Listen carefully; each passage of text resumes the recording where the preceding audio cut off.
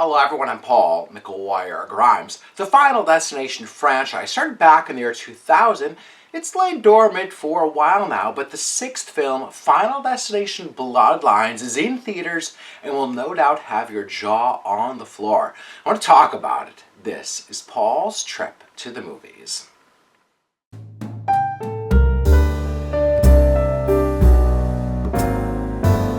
Final Destination Bloodlines features the quintessential opening bloodbath that this franchise is known for. This time around, it's treated as a flashback to the 1960s with the grand opening of the Skyview Tower. Now, it's essentially the stand-in for the Seattle Space Needle.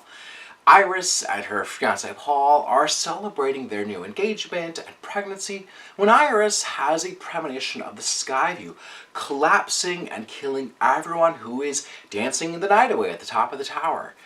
Now it then cuts to present day with Iris's granddaughter Stephanie, who's played by Kaitlyn Juan, having nightmares about her grandmother Iris, who's now played by Gabrielle Rose.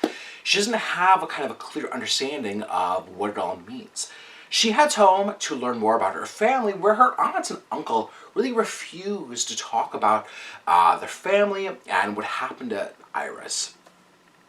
Stephanie tracks her grandmother down, who gives her a notebook full of drawings and newspaper clippings detailing the decades of mysterious deaths and tragic events.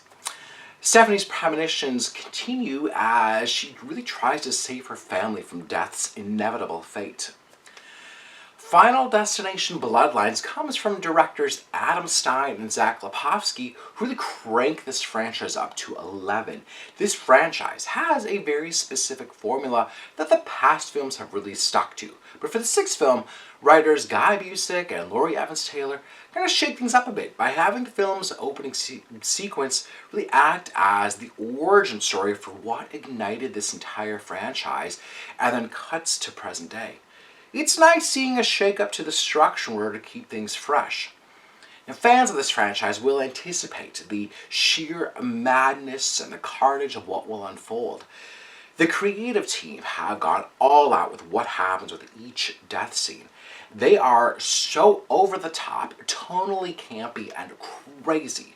They need CGI to pull everything off that they accomplish instead of using practical blood effects. Now, if you're wanting to come into this wanting depth or interesting characters, Bloodlines is a bit lacking there. The story becomes a family affair, Bloodlines, focusing on Stephanie's family and those family secrets that have been hidden until this point. I didn't really care about these characters though, and her cousins are downright dopey and annoying. They make idiotic choices to invite death, and you're essentially rooting for their demise in the most gruesome fashion possible. Now, adding depth and family baggage didn't really add any meat to the bones of this franchise, but most fans won't care about that. And if you're thinking that this will be kind of like a horror requel, like the Scream movies, don't expect fan-favorite characters to appear outside of the late, great Tony Todd, who does pop up for one scene. This is a new story with kind of a loose thread to tie them all together.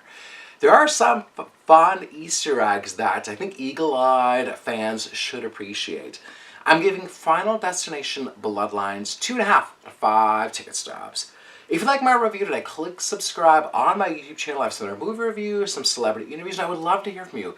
Let me know in the comments or on YouTube or across social media, what has been your favorite Final Destination opening scene? You know, they're so iconic. Let me know your favorites, and then go to my website, paulstriptothemovies.com, for even more reviews. Thank you so much for watching my review of Final Destination Bloodlines. This is Paul's Trip to the Movies.